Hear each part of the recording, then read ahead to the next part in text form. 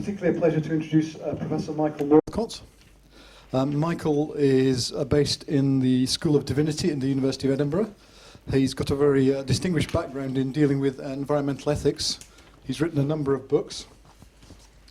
The Environment and Christian Ethics in '96 and Moral Climate, the Ethics of Global Warming in 2007. He's now moved on to the politics of climate change, and his latest book, which is on the bookstall and you can buy, is A Political Theology of Climate Change. Rather than talk about the whole book, which obviously we can't fit into an hour seminar, Michael is going to focus on one aspect, and he's going to focus on eschatology in the Anthropocene. So over to you, Michael. A few months ago, I went kayaking off of Arisaig, which is a little port on the coast opposite Egg and Rum.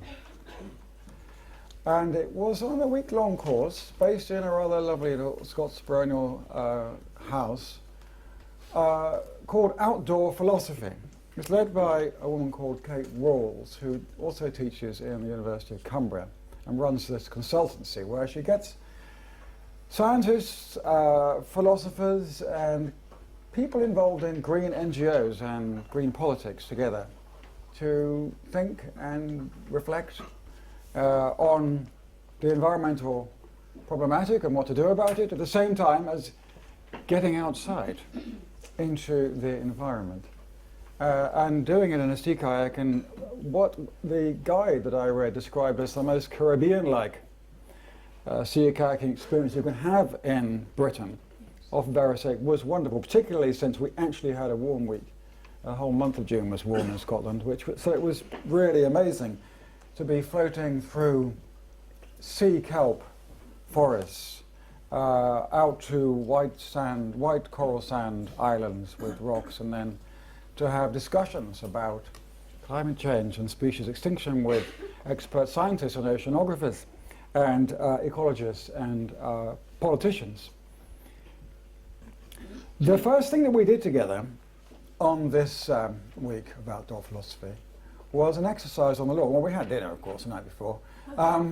It was an exercise on the lawn outside of the house, which involved a 40-meter, or is it 35 feet? Who's anyone a climber here? There's a standard length for a rock climbing rope.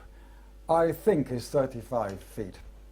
So we had this, no, it must be 35 yards, so roughly 35 meters. It stretched from one end of the lawn to the other. And it was supposed to represent roughly 3.5 to 4 billion years of the age of the Earth. And our leader, Kate Rawls, had a selection of geological and biological events over the 4 billion years, from the Big Bang right through until very recent times. And we were invited to arrange all the events in the correct chronological order along the rope. Actually, I think we obviously were not, we were quite pleased that actually almost every event was correctly placed. Extinction waves, the first formation of life, the first emergence of terrestrial life, a whole series of events like this. And even sometimes we got the intervals right. So I got a couple of intervals right, so I was quite pleased with that. But of course we couldn't get the intervals right at the end, because all the really significant events in human history have taken place in 10,000 years, which on a 40-meter rope is represents about 5 millimeters. So there are all these events, like the invention of the steam engine by James Watt, an enormously significant event now, as we now understand. Large-scale clearing of forests, the movement of species, a whole range of things which has shaped the planet in recent times, which are all bunched up right towards the end of the rope. Now, this was a sort of deep time ritual. The idea being that this ritual would enable us to think on the story of the Earth, that 4 billion story, and that participating in the ritual would provoke in us a sense of humility, that we are not really the crown of creation. We came along in the last millimeters, the last seconds of time. And if we imagine that we're the most important species, then our philosopher facilitator said this exercise would help us to change that imaginary to one which is a little more humble, and therefore, hopefully, enable us to begin to treat the Earth with greater respect. Now, I set to thinking about this in relation, this ritual time exercise, in relation to the contrast between the deep time chronology of the geologist James Hutton, who lived in the city of Edinburgh and was the first to envisage the Earth as having a longer history than 6,000 years. Well, there was one predecessor, very obscure German, whose name I've forgotten, who had also proposed this. But Hutton worked it out much more systematically, and he did it on the basis of his study of soil erosion on his Scottish farm in the Borders. He was a classic amateur scientist for most of his life. And he surmised that the soil that he saw disappearing off were actually more his neighbours' fields, because he developed a whole set of farming techniques which were designed to keep the soil on the land. But he surmised that the sandstone and other rocks that he saw around Scotland were sedimentary rocks which had come about through the systematic and long-term movement of sedimentation of the terrestrial surface of the Earth into rocks, many of which are now subterranean. The most famous of Hutton's observations, and is recorded by John Playfair in his biographical account of Dr. James Hutton. And he describes how they went out to the coast at St Abb's Head, south of Edinburgh, and hired a boat, a local fisherman, and went out into the ocean to a little south to a point where that is known as Sicker Point. And there two types of rock meet in a T formation. Sandstone and a harder rock, which is closer to granite, from the two different periods that Hutton then went on to name. And this upthrust of rock, one against another, to produce this T formation, Hutton felt was one of the definitive visible examples of this new theory of the Earth that he developed. Of course, he then went to Cumbria, he went to Glen Tilt, and a number of other sites, but Glen Tilt and Sicker Point were crucial to his theory. Now, the thing is that we are now so well educated, thanks to the efforts of people like Bob White and many others in geology and geological science, that we could perhaps not think our way back to a time when people thought the Earth was only 6,000 years old, and imagine that all the different rocks on the Earth had been formed perhaps in some catastrophic event, as sometimes young Earth creationists have still maintained since Hutton's time. But Hutton's ideas were extremely controversial, because until that time it wasn't only scientists, it wasn't only theologians and churchmen like Bishop Ussher and Martin Luther who believed that the Earth was 6,000 years old. It was a universally held scientific view. Scientists began to express doubts about it, but no one had yet come up with a theory of the formation of the strata of the Earth which explained it in the way that we now just assume. But there's a curious feature to Hutton's geological history of the Earth, taking us back now to 3.5–4 billion years.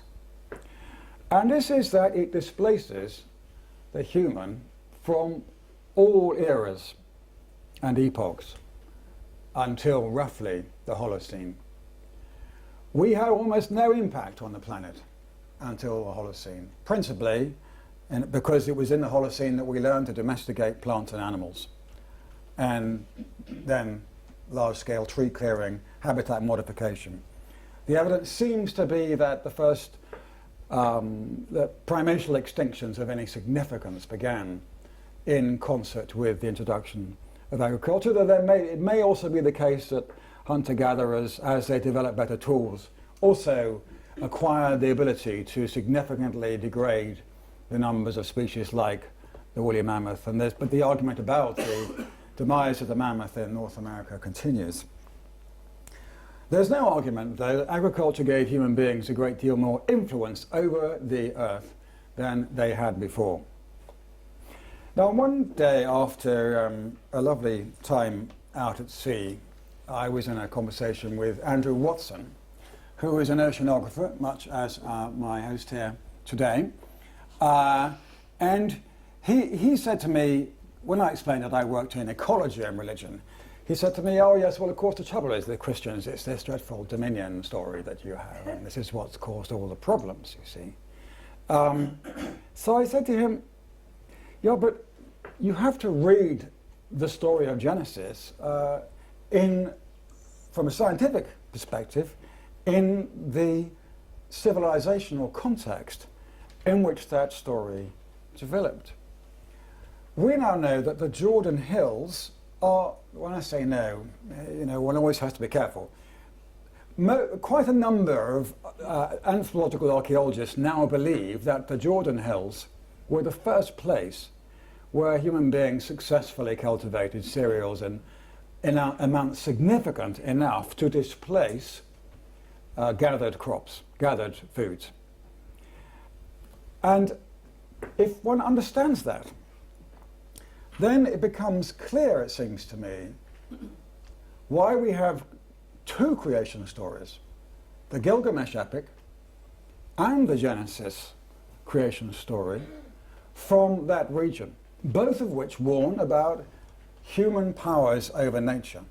The Gilgamesh epic, famously, about the human tendency to cut down trees and the effects this can have on humans as well, unintended effects. The Genesis story also, as you know, the tree is central, and the human relationship with trees, interestingly, is also central, because you can't do agriculture systematically without cutting down trees, particularly not in hilly places like the Jordan Hills. So I read the Genesis story not as a carte blanche, a blank check. Quite the opposite. I read it as a warning story, which teaches early agrarians that they have acquired powers over the earth as God's representative on earth and over other species, which, if misused, will have disastrous consequences.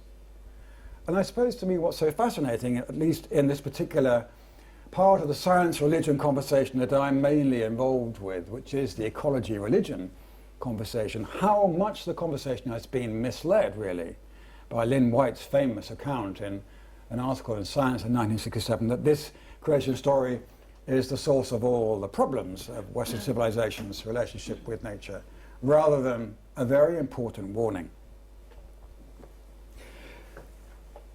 Physical scientists, particularly climate scientists, but also conservation scientists, conservation biologists, have for 30 years or more been attempting to engage politicians, governments, and businesses, and also members of the public, in understanding what human beings, or what I sometimes call Homo industrialis, a new kind of subspecies of Homo sapiens that clearly lacks sapiens, is doing to the earth.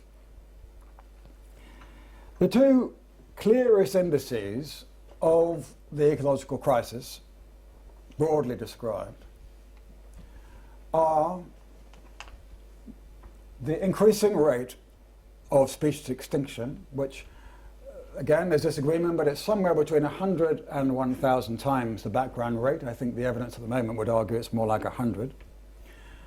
And rising terrestrial and ocean temperatures, consequent on industrial emissions of CO2, as is well known, but also of methane from cleared forests, rice paddies, and really, most importantly of all, domesticated animals. These two indices are measured by a whole series of data sets. So the CO2 is measured by Charles Keeling's famous, sometimes called the Charles Keeling curve, his data set, which began in 1957 at an observatory in Mauna Loa, the largest volcanic, what would you call it? Well, mountain. It doesn't look like a mountain. It looks like a mound, actually. It's so rounded now.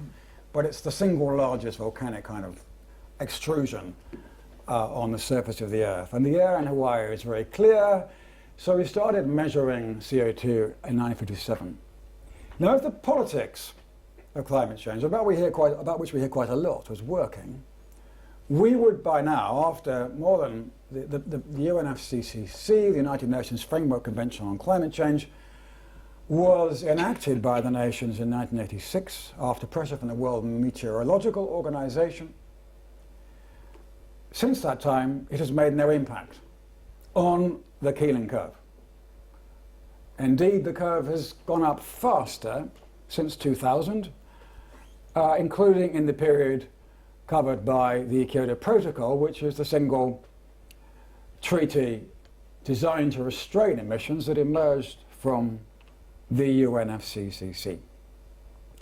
So the politics, and to me this was clear, I first saw this brought together so clearly by John Ashton, who was the climate representative of the last Labour government, and I still think is the person who in the UK understands better the politics of all this than almost anybody else that I've ever heard speak. But he made this point in a talk in the Royal Society of Edinburgh, that you could do a graph of all the people talking about climate change, of all the papers on climate change, of all the meetings on climate change, of all the airplane tickets that have been bought to go to climate change conference, and it will be an exponential graph like this. But unfortunately, CO2 emissions are also continuing on an almost related pathway. It has had no geophysical impact. All those meetings, all those discussions, all the instruments, all the creative intellectual energy, for example, that has gone into setting up carbon emissions markets, such as we have here in Europe, as a result of the interventions of Al Gore and Clinton in the original negotiations of the Kyoto Protocol. All of these instruments have had no impact geophysically on the climate. And then we have the Treaty on Biodiversity, which was another international treaty concluded in 2000. And a number of scientists reviewed the effects of the treaty after the first 10 years in 2010. And some of those effects were brought together in a book called Silent Summer, published by Cambridge University Press with a foreword by David Attenborough. And that book recorded in the UK and globally the treaty had had no impact on the background rate, the rising of the background rate of extinction, and indeed a number of critical near extinction events seem to be threatened even here in the UK and continuing to get worse since 2000. So in the last 15 years, climate scientists and biologists have increasingly felt they needed to engage with the politics of the environment. And I, as a theologian in my latest book, sort of followed them effectively. What's really fascinating to me, though, in all of this, is that one of those scientists, a man called Paul Crutzen, decided to engage in the cultural politics of climate science by attempting to revise James Hutton's deep time narrative.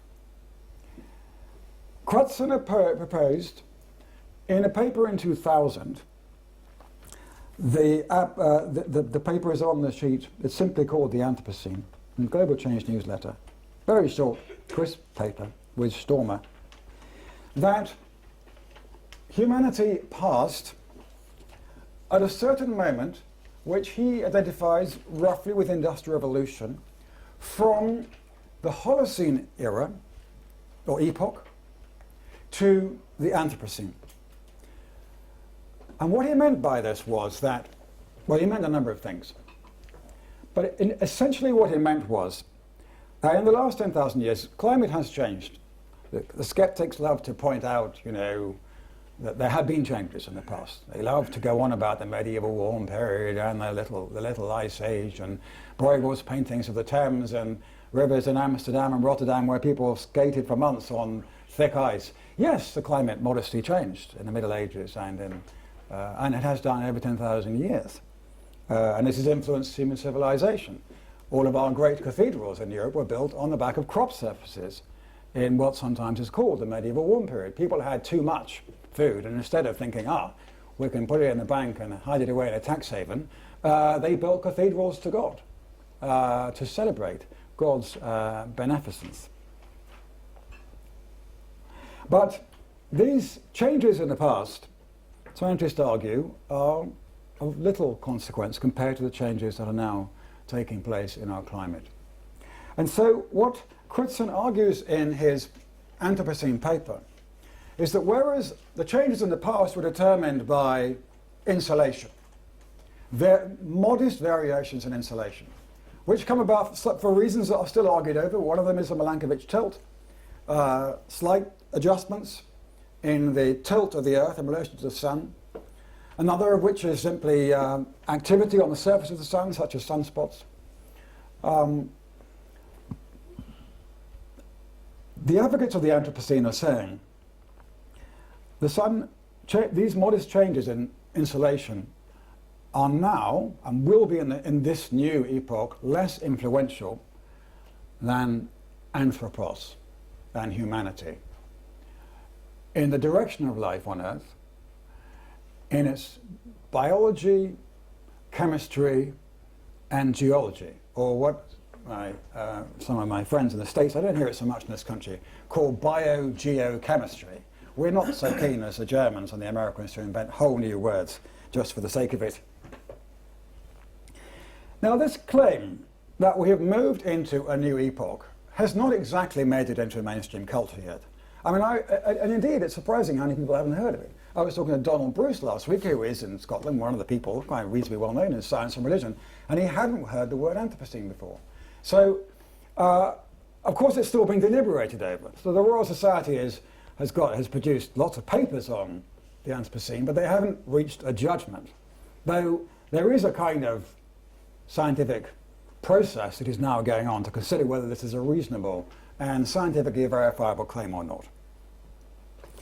Now, for me, the claim about the Anthropocene is fascinating because what it suggests is that Hutton's evacuation of human beings from most of Earth's history culturally doesn't help us to understand what we, Homo industrialis, are doing to the planet today. In effect, what the Anthropocene does is, or the invention, the proposal that we recognize the Anthropocene is to attempt to alert people in a way that perhaps they had not been alerted when they learned their geological history, that human beings can actually shape the rocks of the Earth. It's a fascinating claim, and it remains controversial. But for me, the interesting thing about the Anthropocene is the whole rhetorical device that underlies it. So people like Crutzen, Stormer, and there are a number of others I've given you, Schellenhuber, just to mention three, Stephen Crutzen and McNeill, and now a whole range of other people,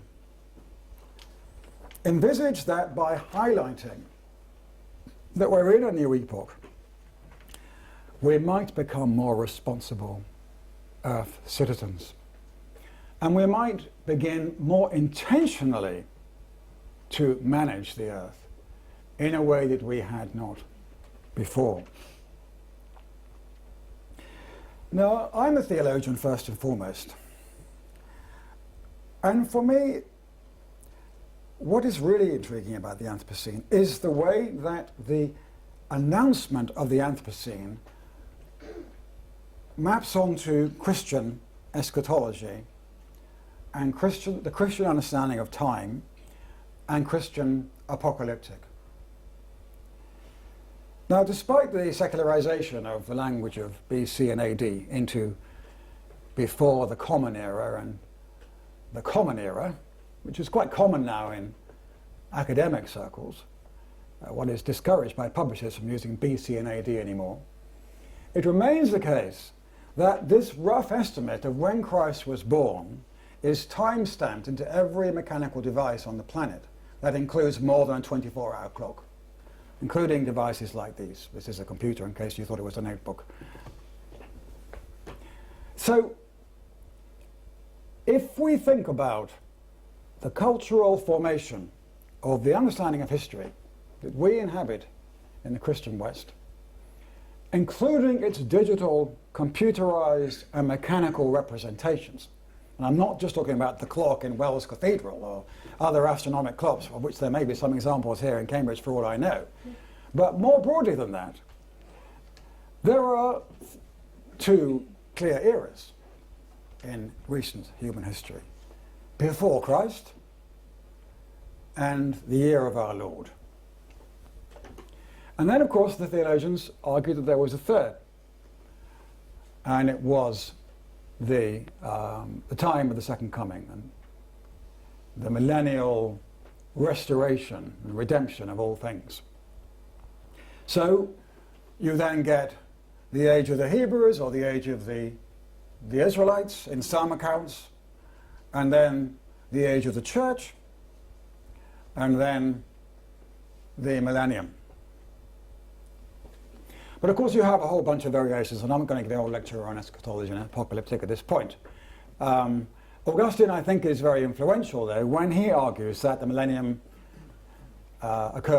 is occurring in his time and isn't at the end of time. But perhaps even more influential than Augustine was Julius Africanus, who came up with this whole idea of a Julian calendar, which ultimately has become the world calendar. The Muslims count the years differently, but they still use computers. So this is our universal cultural experience of time.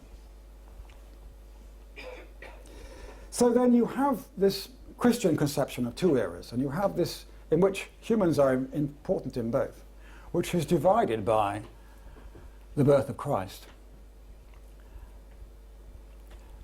And this, in Christian history, produces a new understanding of time, arguably, which maps onto two Greek words, the words Chronos and the word Kairos. I'm just going to read you a passage. I do have a full paper in case you're wondering, but when I realised that I only had an hour to talk to you and do questions, which is a little short for me as an academic, I'm afraid. I'm used to a little longer than that. Anyway, I'm going to read this passage from Matthew 16, very brief. The Pharisees and Sadducees came, and to test Jesus they asked him to show them a sign from heaven. He answered them, "When it is evening, you say it will be fair weather, for the sky is red. And in the morning, it will be stormy today, for the sky is red and threatening. You know how to interpret the appearance of the sky, but you cannot interpret the signs of the times. An evil and adulterous generation asks for a sign, but no sign will be given to it except the sign of Jonah." Now, for someone like me who does climate theology, this is an absolutely fascinating passage. Because what he's saying is, yeah, you can read the weather, you can make judgments about the climate, but you're missing the really important moment which divides the past from the future. The coming of the Messiah, coming of the incarnate Logos, the principle by which the earth was created, and his resurrection, the sign of Jonah. So, for me, this is absolutely intriguing that Christ contrasts the chronological passage of time with what in Greek is understood to be a different understanding of time, which is encapsulated in these words, the signs of the times. And this refers much more to what the Greeks call Kairos. Kairos is the idea of time as a momentous occasion. a time sometimes called between the times, a time of judgment, a time of repentance, a time potentially then for redemption and transformation. Now, this idea of momentous time, of course, is taken up in the New Testament in a series of apocalyptic texts, some within the Gospels, some within the letters of St. Paul, and most famously in the book of Revelation. To me, then, as a theologian, the claim that we're now living in a new era is very similar to Christian apocalyptic. And it has the same apocalyptic intent. The idea of Crutzen and others is that by kind of highlighting to human beings how much influence they're having, so much influence, that if a future Bob White was to come along with his pickaxe onto sedimentary rock in the Burgess Shale or somewhere, he would find there evidence of a time, the time in which we are living, in, say, raised numbers of carbon isotopes, or nuclides, irradiated nuclides from nuclear fallout, changes in the fossil record, oddities like species that are clearly evolved in one place that are now in other places, like the mussels that apparently have just appeared around Heathrow Airport from apparently from Ukraine, which could devastate all British waterways and drains. So the claim then is that it's almost like science fiction, what Crutzen is proposing. And it's very interesting this because Crutzen, of course, he wrote the first paper on nuclear winter. So he was an atmospheric chemist. And he was asked to model, I think by NASA, but anyway, he did it, whoever asked him, what would happen if quite a lot of the nuclear bombs that we use, under whose shadow many of us are brought up, were exploded at the same time. And he reckoned that the amount of particulate in the atmosphere would be so great that it would shut off the sunlight sufficiently to lead to the extinction of many species and much of human life. So Crutzen's claim is that a future geologist could hack into the Earth's crust, for the time in which we are now living, and find there a dramatic change in our time. And the particular point that a number of scientists now envisage to be the beginning of the Anthropocene is, and here we come back again to Edinburgh, you may think I'm a little biased, but it is the invention of James Watt, who was a friend of James Hutton. And it is not New Commons, rather inefficient Cornish mine dredging steam engine, but the condensing steam engine, which was, I don't know, 100,000 times more efficient than New Commons, and led to the widespread adoption of the steam engine as the driver of the Industrial Revolution instead of wind and water, which had been the driver in Lancashire and Glasgow and Manchester up until that time. So, to me, this is rather like science fiction. The analogy perhaps is stronger to science fiction than apocalyptic. So, the question there that arises about all this claim of the Anthropocene, is not just, well, is it true, and how do we establish an epoch or an era, and well, some of that's to do with scientific authority, deliberation in the scientific community, assembly of data and assembly of interpretation of data, the usual processes of the scientific method with which we are familiar. But to me, what's fascinating is that those who wish to make this judgment are using it rather like a Kairos moment. They're saying, we need a new temporal frame. The Huttonian deep time frame removed us too much from the picture. We need to recover a geological story which resituates humans in the heart of history, in the heart of Earth history, and which effectively brings the two histories back together again. The illustration I would use for the way in which Hutton's history, and particularly as it was then adopted by Charles Lyell, and it was after Lyell's work that Hutton's theory became famous. Hutton himself he had a lot of difficulty getting his ideas accepted because they were so controversial when he first came out with it. But Lyell's geology, principles of geology, led to a whole new way of seeing the world, and within 50 years we then thought of the deep time was well established. And it led, for example, in Kensington to the setting up of museums which chart different things. So you have the Museum of Natural History in Kensington, which I'm sure most of you have been to. And then the British Museum, actually, almost 4 miles away in Bloomsbury.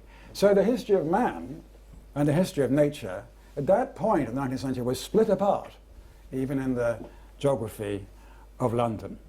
And what the claim that we're now living in the Anthropocene does, effectively, is to try to bring these two histories back together again. And with the rhetorical aim, with the cultural intention, that we should overcome, that we should move on from the nature-culture divide that Baconian science and Enlightenment rationalism and humanism between them have underwritten in our culture.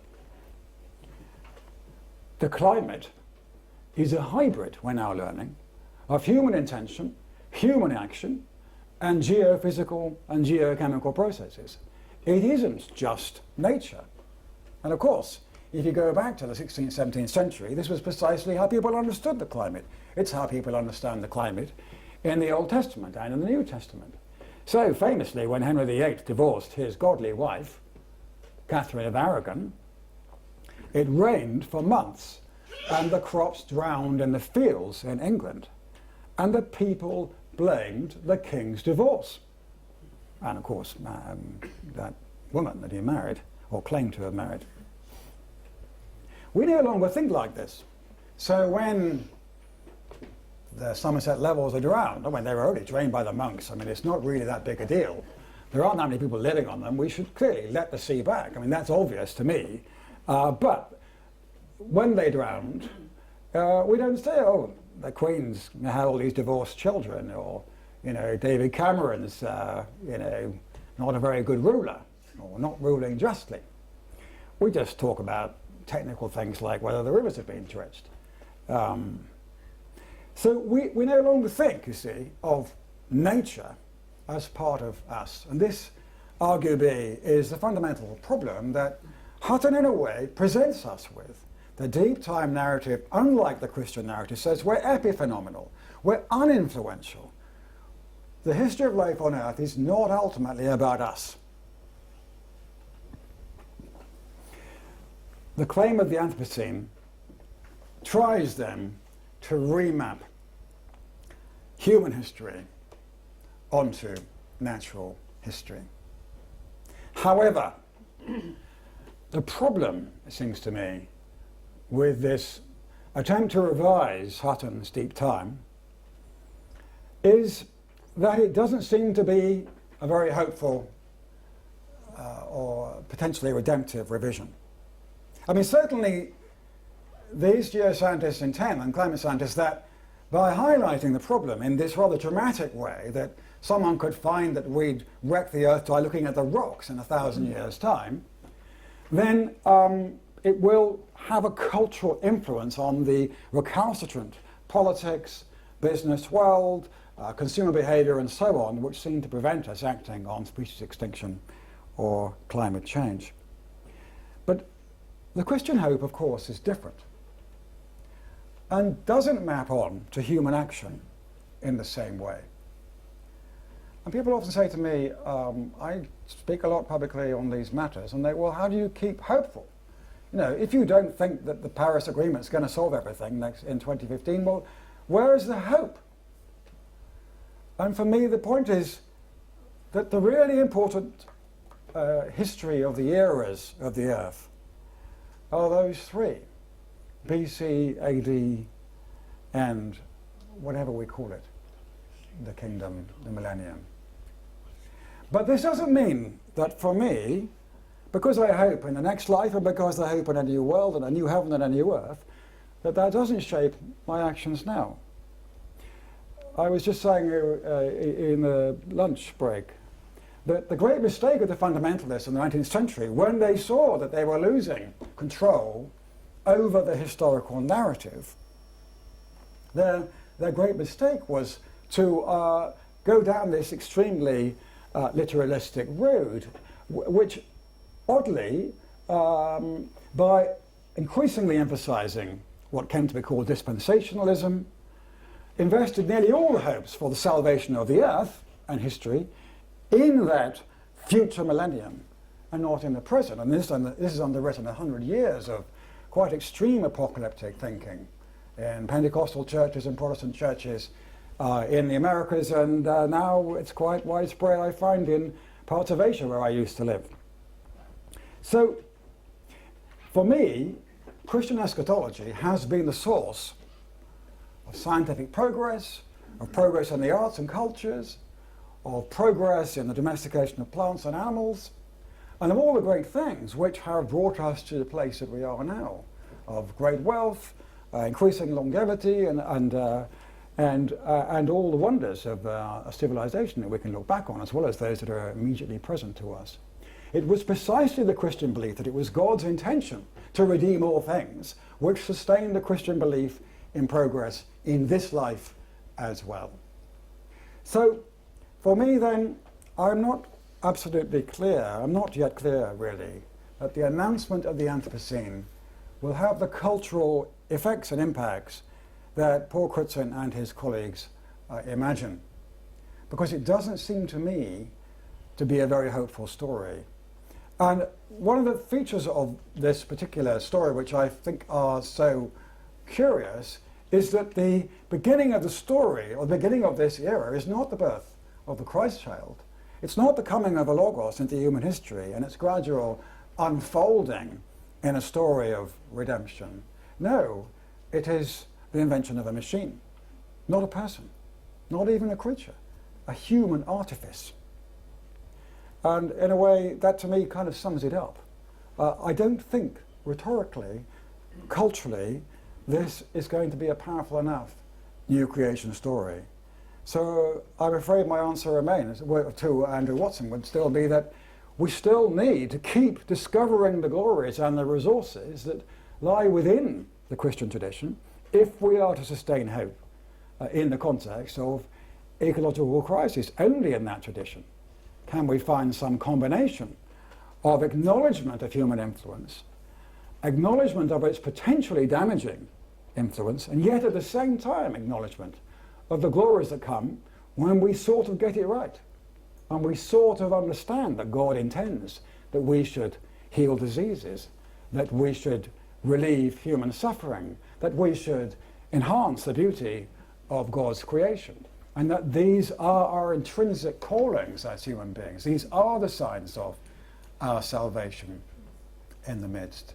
And so for me then, what sustains hope is that Christians ought to respond to the ecological crisis by doing the right thing in their own lives, and that accrual of small actions as well as large is how Christianity over 2,000 years turned the world upside down. It didn't begin with, I mean, the Nicene Conference was at the time quite a significant political event, but it didn't contain anything like the number of secular leaders, of course, that these UNFCCC conferences did. There was only one secular leader there. He just banged the heads of the bishop together and locked them in a room and said, "You will agree," until they did. But my point really then is that the eschatology of the Anthropocene, to me, lacks hope. But, I would say this, it may have the potential to act as an undergirding of what I, as a theologian, would call the Kairos moment of ecological crisis, and enable people, even without the Christian faith, to see that there are, in the signs of the times, warnings and portents that we ought urgently and hopefully to respond to by repenting, renewing and transforming our civilization and our impacts on God's good earth. Thank you very much.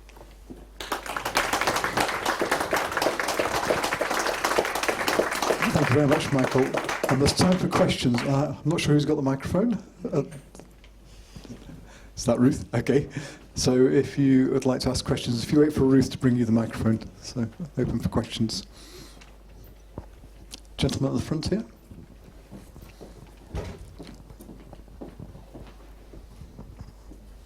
Well, thank you for a very stimulating address. It's a long time since I left behind my Attic Greek, but I was tempted to this lecture by the word eschatology in relation to climate change. And when the speaker got to relating AC to BC, I thought eschatology would be covering WC. I was also tempted by the use of politics and religion in the title. And I would like the speaker to elaborate a little on what he thinks is the difference between politics and religion, because they always seem the same to me. The second issue I think is interesting. I think it would be helpful if the speaker defined what the IPCC, understand by climate change. How do they define it? And lastly, I think he's been tempted to look through the wrong end of the telescope. We don't have to go back into decades past. In the last 20 years, there's been no increase in global temperature as measured, and a massive increase annually in the output of carbon dioxide, which seems to me to suggest some evidence that they're not connected as closely as some might like to think. Well, there's not much to discuss there. The relationship between politics and religion, I'm not going to say much on that. Christ is the Messiah. He was recognized as such by the early Christians. For them, this meant there was one heavenly and earthly authority after Christ, only one. And any ruler who claimed to stand as an absolute ruler usurped the place of Christ. And that is the fundamental apocalyptic of the New Testament, the political apocalyptic. So at any point, so when Eusebius judged that the Emperor Constantine was the anointed Messiah, he made a terrible mistake in political theology. It's taken us an awful long time to recover from that. So I won't say any more on that. But of course, the coronation of the kings, it's the order of Melchizedek. We're still doing it, 1,600 years later, after Eusebius. So what was the second thing? You had three things. The third, I remember. How does IPCC define climate change? Well, there are scientists here, who probably could answer that better than I. But What do you understand by? I don't quite understand the question, I guess. What do I understand by climate change? Well, they're talking about the anthropic environment. Of course, it isn't only. That's unfair. As you know, it's a vast climate review projects, the physical science, and so on. Gathering of thousands of data sets of present change about their causes. So I think it's uncontroversial myself, climate science. I don't thought it was controversial. If there is a climate scientist who thinks that the climate science consensus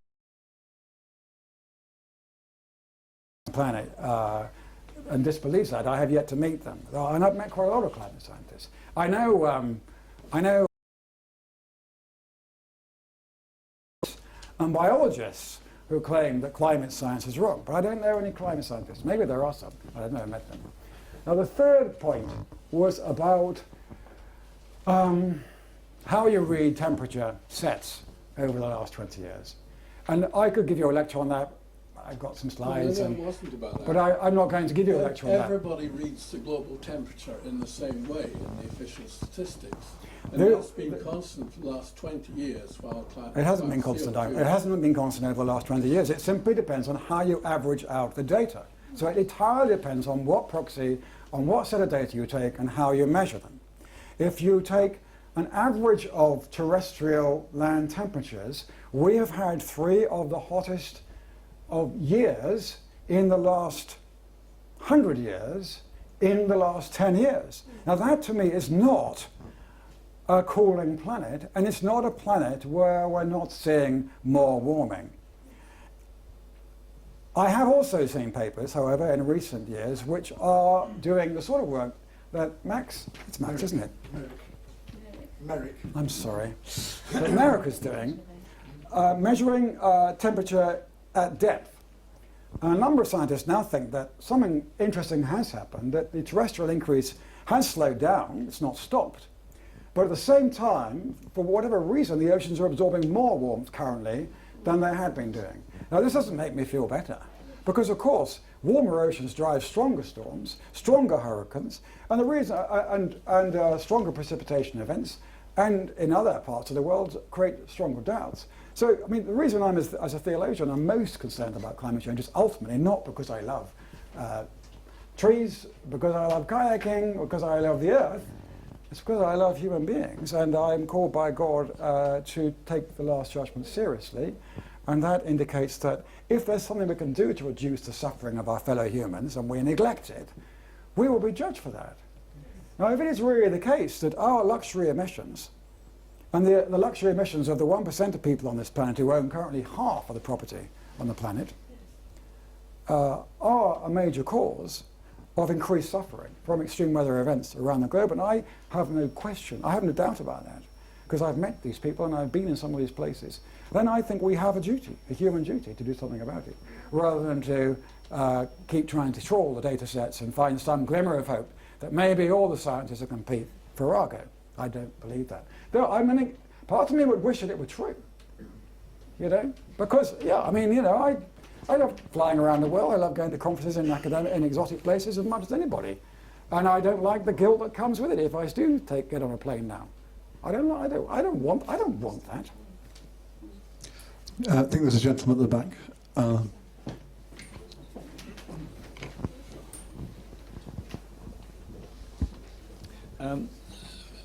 Early on in your talk, you described the inexorable rise in all sorts of parameters like temperature, CO2 and all sorts of things, despite all the hot air, which is talked at conferences and so on. But then at the end, you're urging some way of mankind acting to diminish that rise. But what you're implying is that we won't have any effect. You can't have it both ways.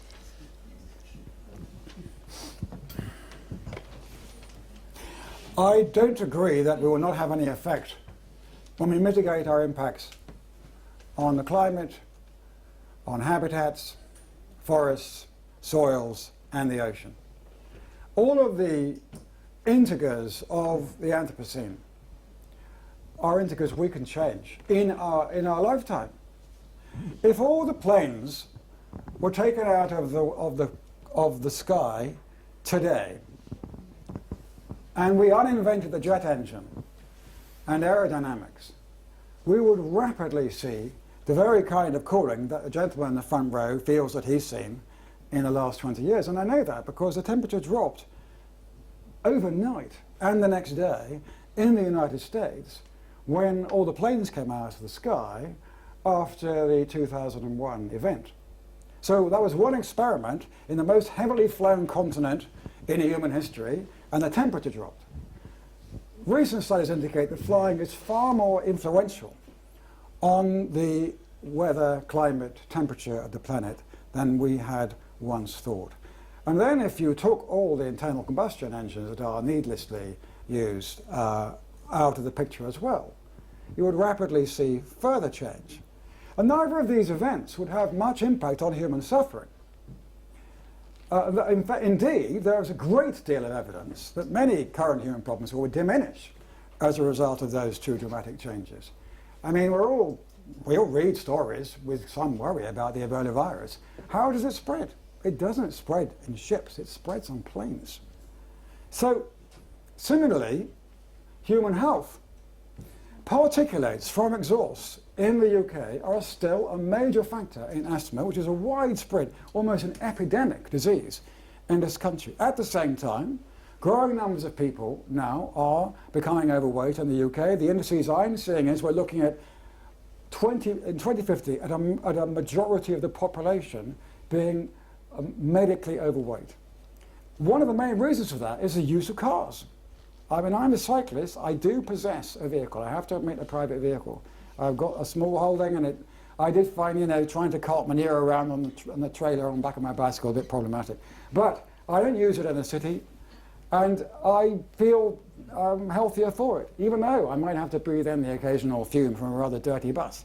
But nonetheless, the guy sitting in a box is breathing in actually worse air than I am, a metal box. So, but the simplest hit for the UK in terms of reducing our CO2 emissions is actually to insulate our building stock and to improve its capacity to restrain the elements from migrating through the walls in terms of damp. We have the oldest building stock in the world. We have not yet had a successful nationwide infrastructure retooling in response to rising energy prices, rising energy poverty, and all the diseases that go with those things, leave alone climate change. So from my perspective, there are plenty of things that we can do, and they will have an impact on future temperature rise. The science that I read tells me that there are 2 degrees, almost 2 now, in the system. But that doesn't mean to say that we can still not prevent going beyond 2 degrees. But the scientists that I read are also saying they're no longer hopeful that we'll restrain to 2 degrees, not because of the science, or not because we lack the technology, but because of the political failure, because of the business failure, because of the vested interests which have destroyed the effectiveness of the UNFCCC in restraining our impacts on the climate. Sorry, Claire, did you have a question? I was going to cheekily ask why you still fly to your conferences to bask beside the swimming pool. I'm sorry, that's a bit personal, but extending it to a more general point, I mean, are Christians being radical enough? But I think you just covered that, maybe.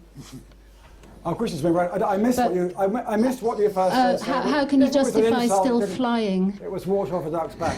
But, the general point. Oh, how do I still fly? Is that? Yes. I think it's called kerosene. But anyway. Now, how can you justify it? How can I justify flying? I try, as an academic, to fly a great deal less than my colleagues. I work in a university that considers itself among the top 20 in the world, as does Cambridge. I have, unfortunately, a funding model that involves me getting international research grants and international PhD students. If I abandoned attending academic conferences and meeting postgraduates, the funding model of my university would fall through the floor. Now, you might say to me, we've got the wrong funding model, and well, I'd love to be part of fixing that, and I hope I am in some ways. But nonetheless, my professional life makes it difficult to completely get off planes. So I have a personal rule that I won't go on more than 1 long-haul flight a year. And you might say to me that that's still insignificant, and fair enough. Mea culpa maxima mea culpa. I do, nonetheless, in the UK, try to rely on the iniquitous pricing and ticketing mechanisms that are of appallingly privatised railways, rather than the very easy ticketing mechanism of EasyJet. What was the second question? Are we radical enough? Oh, are we radical enough? Well, what about political action as well as personal? Well, I've taken part in a number of debates in my university, and I spoke, since I wanted to maximise the electricity and the diesel that have been used in getting me to Cambridge, in my impact on this university, I spoke to a student group last night in Selwyn College, where I tried to encourage them to get active in their colleges with their college trustees, and to get their trustees to take their money out of fossil fuel stocks. Fossil fuel companies in the UK, in Australia, in China, and the US, Saudi Arabia and Canada, and Russia, to name the most important stock exchanges, where fossil fuels are currently value a quantitative stock exchange as their existing stock value, which if burned will take us to 10 degrees centigrade, the planet that is, at some point in the next century. And that means that our pension funds, our educational institutions, our churches, if they are invested in those stocks, are invested in refusing to respond to what I call the Kairos moment of the times are in, the Anthropocene, and the risks that we run in this new age of humans, as Paul Crutzen calls it. So I do what I can through my own professional life, and also in engaging with churches, to address these things. And indeed, I've written in the Church Times at the time of the General Synod debate on the question of whether or not the General Synod of the Church of England ought to divest its considerable funds from fossil fuels. Unfortunately, the motion that went to General Synod was so kind of mealy-mouthed that it was impossible for anybody almost to vote against it. But nonetheless, it may be that at some point the Church Commissions, who are currently chaired, I think, still by Richard Charteris, may move towards a decision on getting out of fossil fuels. After all, if the Rockefeller Foundation